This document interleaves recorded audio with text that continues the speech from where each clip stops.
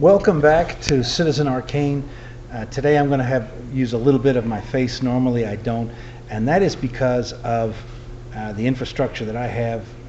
Now I want to use this as an opportunity to let people know that I am going to start a new channel, which is going to be all about low sports, as has become the term. Basically, sports that are not in the big four here in America. That's NFL, NHL, basketball, and baseball, because that's what people seem to like, and I spend a lot of time. And when I started this channel, I thought it was going to be mostly about books, and I was just going to do top fives of books that I've read and whatnot. And every year I do the Lil Devil Awards, which I'm going to keep doing. See, nobody cares. Nice hat. And it's going to stay on this channel, but the new channel, which I'm going to announce completely by the end of March, because I'm developing a little studio in the house, and I am basically getting ready to provide more and better content in that area. So that said, this is basically long overdue, because every year I do the Lil Devil Awards. And I want to just start with a couple of failures from 2024. So I failed again at NaNoWriMo. I've done it several times. I've been successful a couple times, at least successful in that I finished the 50,000 words and kind of get a out of it. But I've failed a couple times too. I got many reasons for that. But this year, I just did not get it done. Lack of discipline, call it what you will. I also only read 50 of my 52 books, because I try to finish a book every week.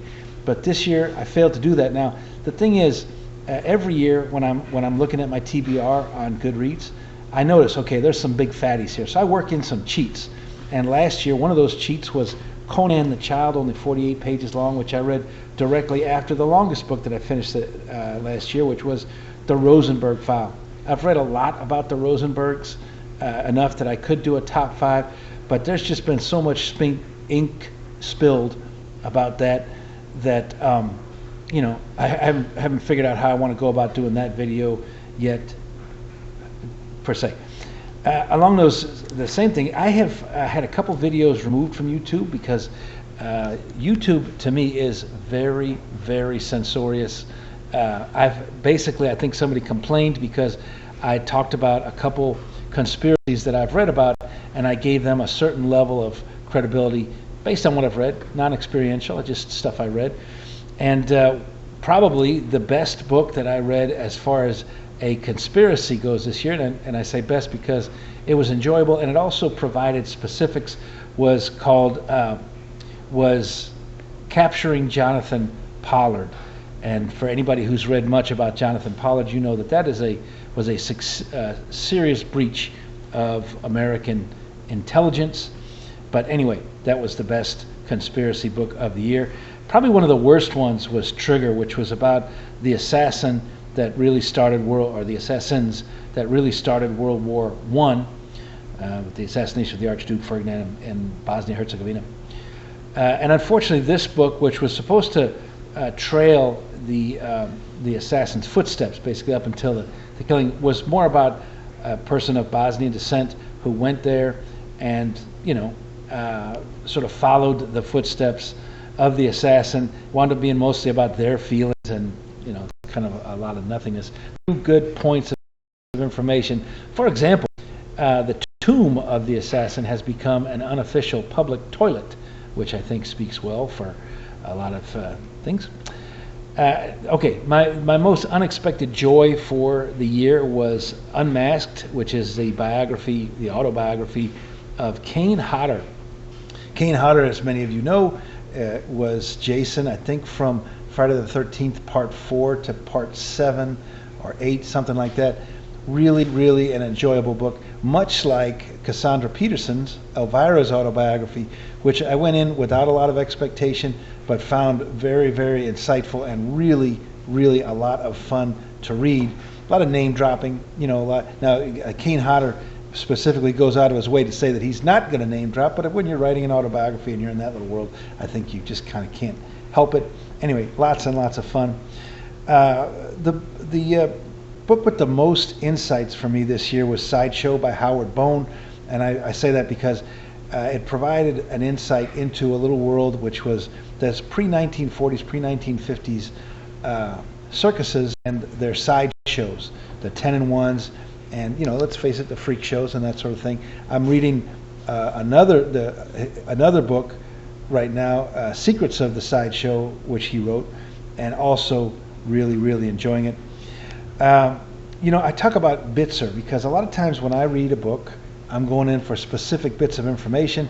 I just this year finished Timothy Leary's voluminous biography of Timothy Leary, and all I really wanted to know about him, because I've read quite a bit about him, was about his escape from prison, which it did spend a chapter on the specifics of that escape, and apparently another failed escape from another incarceration that he had. So that was interesting, but there was just too much. It was 700 pages long, and there were about 2 chapters that really held a lot of interest for me.